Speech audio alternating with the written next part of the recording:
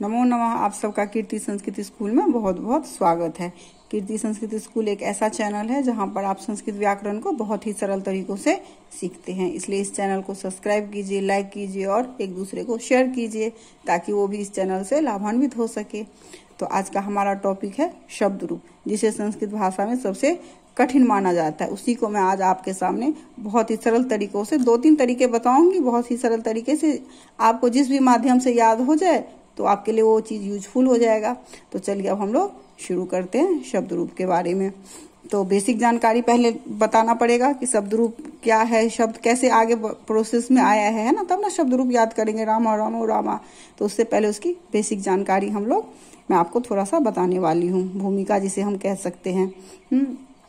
तो चलिए, शब्द या पद 3 प्रकार के माने गए हैं, क्योंकि संस्कृत भाषा में शब्द ज्ञान और पद ज्ञान के बिना आप वाक्य प्रयोग नहीं कर सकते हैं, वाक्य नहीं बना सकते हैं। और शब्द ज्ञान और पद ज्ञान अत्यंत महत्वपूर्ण स्थान है इनका। तो शब्द जो है 3 प्रकार के होते हैं। कौन कौन से? सुबंध, तिङन्त और अव्यय। तो उसमें हम अभी सुबंध के बारे में करने वाले हैं। तो सुबंध शब्दों में अजंत पुल्लिंग प्रथम है, क्योंकि माहेश्वर सूत्रों में अच वर्ण पहले आते हैं। अच को हम स्वर भी कह सकते हैं, है ना। तो स्वर पहले आए, इसीलिए हम पहले स्वरों के बारे में बात करेंगे, फिर व्यंजन आए तो फिर व्यंजन के बारे में बात करेंगे। ये है। उसके बाद सुबंध होने के बाद सुप्तिगंधम पदम से उसकी पद संज्ञा होगी। तो पद संज्ञा होने के बाद ही वह पद कहलाएगा। हाँ, और व्यवहार में पद का प्रयोग होता है। तो जब तक कोई शब्द पद नहीं होता तब तक उसको हम भाषा के रूप में प्रयोग नहीं कर सकते हैं। तो पद संज्ञा भी हो गई अब उसकी, है ना। तो अब देखिए, सुबंध अर्थात इनके अंत में सुप प्रत्यय लगते हैं। प्रत्यय होता है ना, 21 प्रत्यय भी बताएंगे हम आपको। तो सुप प्रत्यय लगेंगे तब उसके बाद वो पद बन जाएंगे, सुबंध बनेंगे। ठीक है। अब ये जो सुबंध है ये 2 प्रकार के होते हैं। स्वर और व्यंजन अभी मैंने आपको बताया। अच वर्ण पहले आते हैं तो पहले अजंत होगा, उसके बाद हल वर्ण आते हैं तो हलंत होगा, है ना। तो इस तरह से 2 हमारे शब्द बन गए। तो उसमें हम सबसे पहले अब अजंत के बारे में जानेंगे। अजंत किसे कहते हैं? तो जिन शब्दों के अंत में अच प्रत्याहार वाले वर्ण हो, ऐसे शब्द अजंत कहलाते हैं। अजंत माने अच है जिसके अंत में वह अजंत हो गया, है ना। इसे हमने संधि में बहुत अच्छे से किया हुआ है। अगर आपको संधि के में कोई भी डाउट हो तो आप मेरे संधि प्रकरण को देख सकते हैं, तो वहां पे आपको फुल डिटेल में ये सारी संधियां मिल जाएगी। अब देखिए, हलंत किसे कहते हैं? हल जोर अंत हलंत हो गया। तो जिन शब्दों के अंत में हल वर्ण लगे हों ऐसे शब्द को हलंत कहते हैं, है ना। व्यंजन वर्ण हो गया ना, हल को हल माने व्यंजन वर्ण। हल बोलिए या व्यंजन वर्ण बोलिए। ये हो गया हमारा हलंत। अब आपको समझना है अजंत पुल्लिंग के बारे में हम शुरुआत करेंगे। शुरू तो वहीं से करना पड़ेगा ना जहां से आधार है ना। तो पहला जो महर्षि पाणिनि ने अपने अष्टाध्याय में लिखा हुआ है अजंत पुल्लिंग से शुरुआत है। उसमें उन्होंने सबसे पहले राम शब्द के रूपों की सिद्धि के बारे में बताया हुआ है। तो हम भी पहले अजंत पुल्लिंग के बारे में करेंगे, अजंत पुल्लिंग के बारे में करेंगे। तो उसमें पुल्लिंग में क्या है? अकारांत आएगा, इकारांत, उकारांत, ऋकारांत, इन सब के बारे में हम आगे पढ़ेंगे। इनके रूपों की सिद्धि मैं आप लोगों को बताऊंगी। तो उसमें सबसे पहले हम आज अकारांत करेंगे। अकारांत में कौन सा शब्द आएगा? राम आएगा, है ना। तो राम कैसे अकारांत है ना। ये आकारांत क्यों नहीं है, इकारांत क्यों नहीं है, उकारांत क्यों नहीं है, और कारांत का क्या अर्थ होता है ये भी जानना जरूरी है। तो सबसे पहले चलिए देखिए, राम लिखते हैं, उसके बाद इसका वर्ण विच्छेद करिए। तो र हलंत, उसमें से आ को अलग करेंगे तो र हलंत जोड़ आ, उसके बाद म है तो म हलंत जोड़ अ। इसमें से हमने स्वर और व्यंजन को अलग अलग कर दिया है। स्वर और व्यंजन को अलग अलग करने पर लास्ट वाले वर्ण को हमको देखना है। लास्ट वाले वर्ण में अ आया है, तो ये जो अ है ना अंत में आया है, इसीलिए हमने इसमें आगे में कारांत जोड़ दिया। तो ये हो गया हमारा अकारांत हो गया। उसके बाद हमने ई कारांत में बताती है आपको हरी, है ना। तो ह हलंत जोड़ अ, जो र हलंत जोड़ हर्षी ई आएगा, है ना, हर्षी ई। तो ये हो गया हर्षी ई कारांत। उसके बाद उ कारांत देखिए, एक उदाहरण लेती हूं मैं गुरु का, है ना। तो ग हलंत जोड़ उ, जो र हलंत जोड़ उ, तो लास्ट में उ आया, तो ये हो गया उ कारांत। अब ऋकारांत देख लीजिए, पितृ, उसमें प हलंत जोड़ ह्रस्व ई जोड़ त हलंत जोड़ री, तो लास्ट में री आया तो ये हो गया री कारांत हो गया। तो ऐसे ही हम इनको कारांत नाम, अंत कारांत माने अंत में है इसीलिए इसको अकारांत, ईकारांत, उकारांत और ऋकारांत हमने समझा। तो आप लोगों ने मेरे साथ समझ लिया अब कारांत किसे कहते हैं, इसको अच्छे से समझ लीजिए। लास्ट में जो वर्ण आएगा वही कारांत हो जाएगा। अगर मान लीजिए लता है ना, अजंत पुल्लिंग से अलग मैं आपको बताती हूँ, लता है, इसका वर्ण विच्छेद और वर्ण विश्लेषण का एक मैंने अलग वीडियो डाला हुआ है। आपको अगर वर्ण विश्लेषण और वर्ण विच्छेद में अंतर समझना है तो आप मेरे उस वीडियो को अच्छे से देख सकते हैं, तो आपको और भी अच्छे से क्लियर हो जाएगा। तत्काल तो मैं आपको एक और बताती हूँ।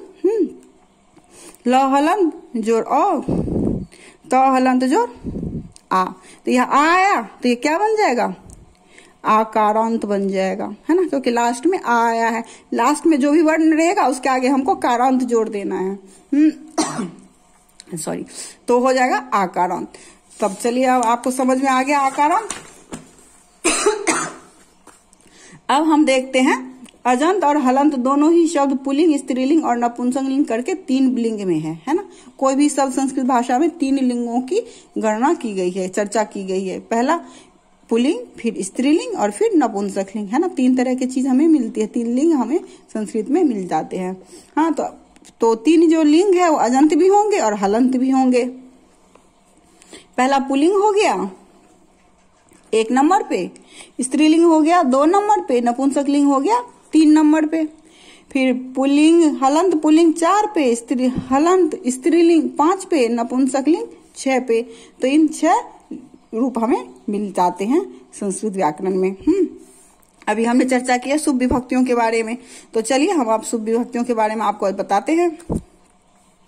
यहाँ पर विभक्तियां लिखनी है ना, यहाँ पर विभक्ति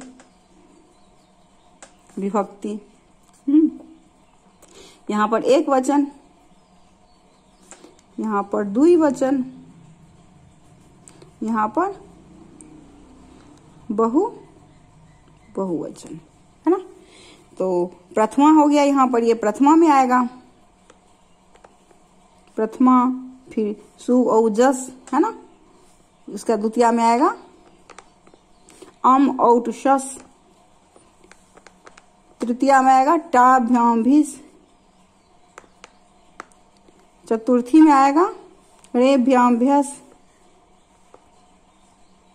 पंचमी रसी भ्याम भ्यस, षष्ठी रस ओस आम, सप्तमी री ओस सुप। ये हमें कितने हो गए, अब काउंट कीजिए 1 2 3 4 5 6 7 8 9 10 11 12 13 14 15 16 17 18 19 20 21 अर्थात 21। कितने हो गई विभक्तियां, हमें 21 प्रत्यय मिल गए। हमें यहाँ पर कितने मिले, यहाँ पर हमें 21 प्रत्यय मिले। कितने मिले, 21 प्रत्यय। ये कितने प्रत्यय हैं, 21 प्रत्यय हैं, ठीक है। इन 21 प्रत्ययों, है ना, ये शब्द के अंत में लगते हैं और फिर इन शब्द रहेगा और ये 21 के प्रत्ययों के समूह को सुबंत कहते हैं। समझ में आया, शब्द रहेगा और उनमें जब ये विभक्तियां लग जाएंगे, प्रत्यय लग जाएंगे शब्द के बाद, तो ये टोटल 21 हैं, है ना। 3 वचन है और 7 विभक्तियां हैं, तो 7 या 21 हो गया, है ना। 3 के पेयर में कर लीजिए तो 21 प्रत्यय हो गए हमारे ये सारे। तो इसके 21 प्रत्यय शब्द रहेगा, प्रत्यय रहेंगे, उन दोनों के समूह को क्या कहते हैं, सुबंत कहते हैं। क्या कहते हैं, सुबंत कहेंगे। क्या कहेंगे हम इन्हें, सुबंत कहेंगे। अब थोड़ा सा हमें वचन के बारे में भी जानना है। यहाँ पे मैंने चर्चा किया एक वचन, द्विवचन और बहुवचन के बारे में। तो वचन का अर्थ क्या होता है, तो वचन का अर्थ होता है संख्या। संस्कृत में वचन का अर्थ क्या होता है, संख्या होता है। एक वचन, इसमें देखिए पहले एक वचन के बारे में समझिए। एक वचन एक वस्तु या एक व्यक्ति के लिए, है ना, एक संख्या के लिए, जहां पे हमें एक संख्या का बोध कराना रहता है। एक संख्या का बोध जहां हमें कराना रहेगा, है ना, वहां पर हम एक वचन इस्तेमाल करेंगे, एक वचन का उपयोग करेंगे। उसके बाद द्विवचन का अर्थ क्या हुआ, 2 वस्तु या 2 संख्या, है ना, दो वस्तु या दो व्यक्तियों के समूह में, है ना, या दो संख्याओं के रूप में इसका हम व्यवहार कहते हैं, है ना। दो संख्या जहां पे होगी तो वहां पर हम दो संख्या का जहां हमें बोध कराना होगा वहां हम द्विवचन का उपयोग करेंगे। इसके बाद होता है बहुवचन। बहुवचन का प्रयोग हम 3 या 3 से अधिक संख्या के लिए करते हैं। किसके लिए करते हैं? 3 या 3 से अधिक, 3 या 3 से अधिक संख्या, है ना। संख्या का जहां हमें बोध कराना हो, संख्या का बोध जहां कराना हो वहां पर हम बहुवचन का उपयोग करते हैं, है ना। एक वचन का अर्थ क्या हुआ? एक व्यक्ति या वस्तु के लिए एक संख्या। द्विवचन का 2 व्यक्ति या 2 वस्तु के लिए 2 संख्या। बहुवचन का क्या हुआ? 3 या 3 से अधिक व्यक्ति या वस्तुओं के लिए हम तीसरी बहुवचन का उपयोग करते हैं, है ना। और वचन क्या होता है? हमारे संख्या को बारे में बताता है। तो चलिए अब हम लोग आगे बढ़ते हैं, जिसमें अब हम पहले राम शब्द रूप को समझेंगे। किसको समझेंगे? राम शब्द रूप। मैंने आप सबसे पहले राम शब्द रूप लिया है क्योंकि ये सभी आसान है तो और याद भी जल्दी हो जाता है लोगों को। तो हम अभी राम शब्द रूप के बारे में सबसे पहले करेंगे। तो राम शब्द रूप के बारे में जब हम करेंगे तो अभी मैंने आपको बताया शुभ विभक्तियां, है ना, ये बताया ना शुभ विभक्तियां। इनको शुभ विभक्तियां क्यों कहते हैं? क्योंकि ये सु से शुरू हो रही है और प पे अंत हो रही है ना। तो प पे जो अंत हो रही है तो प्रत्याहार निर्माण में हम जानते हैं ना, सु से जहां से शुरू होगा वो लेंगे और जहां पे अंत हमें करना है वो लास्ट वाला वर्ण लेंगे। तो ये हमारी क्या हो गई? शुभ विभक्तियां। इन्हें क्या हम कहेंगे? शुभ विभक्ति। शुभ विभक्ति, ये शुभ विभक्तियां हो गई, है ना।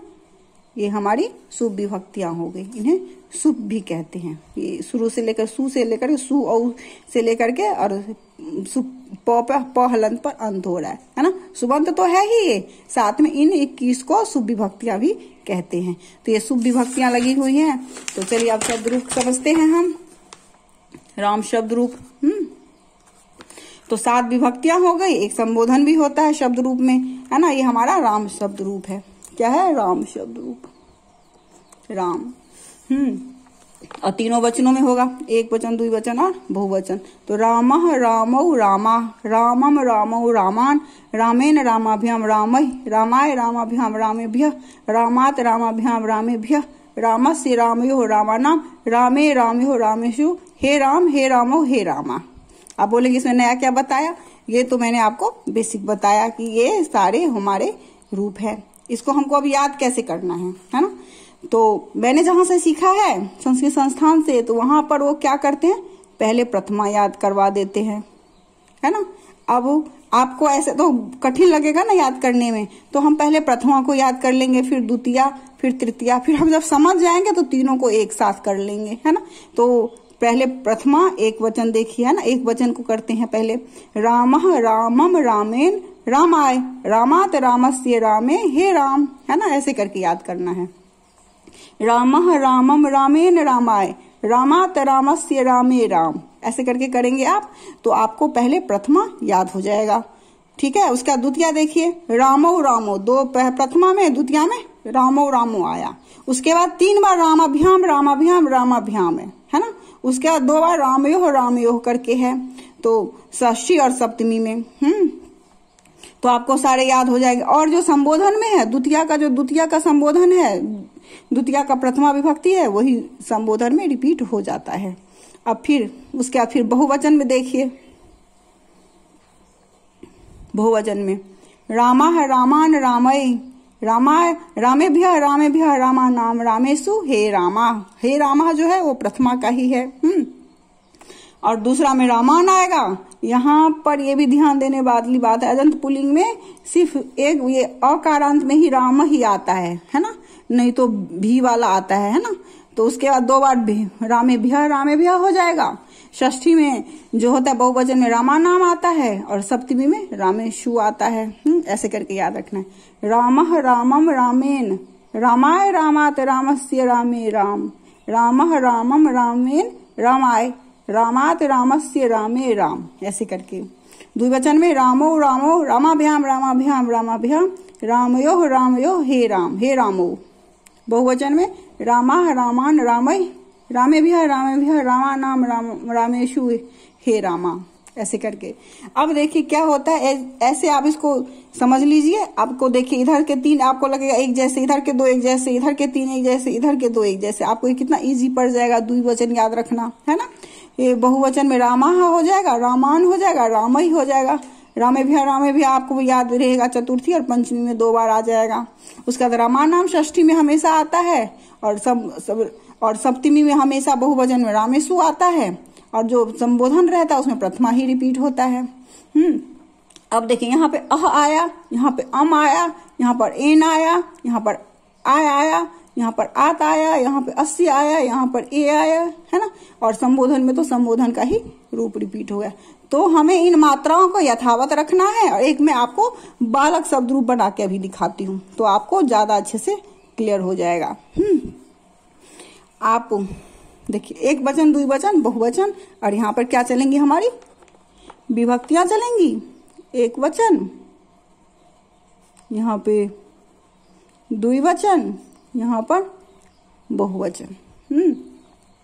अब देखिए प्रथमा में क्या होगा, पहले रामः, तो ये हो जाएगा बालकः, यहाँ पर हो जाएगा बालकौ, रामा तो बालका।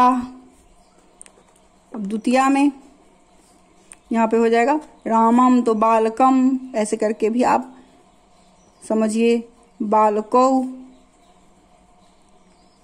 बालकान। उसका तृतीया बालकेन, बालकाभ्याम, बालकहि। चतुर्थी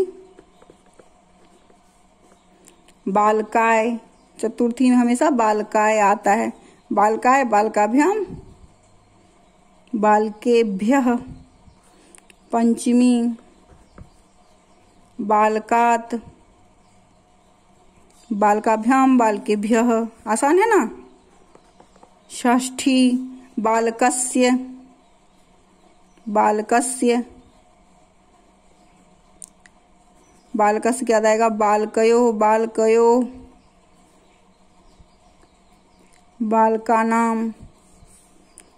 उसके बाद सप्तमी बालके, बालकयो, बालकेषु।